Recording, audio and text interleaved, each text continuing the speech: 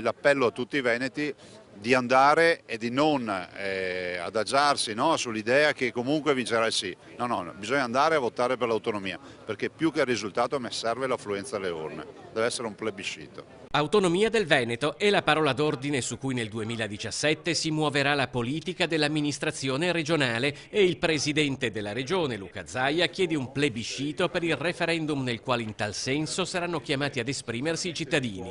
Un appello, quello del governatore, che arriva esattamente nel 150enario dell'unico plebiscito mai celebrato in regione, quello che tra il 21 e il 22 ottobre del 1866 sancì l'annessione del Veneto al Regno d'Italia dopo la terza guerra d'indipendenza.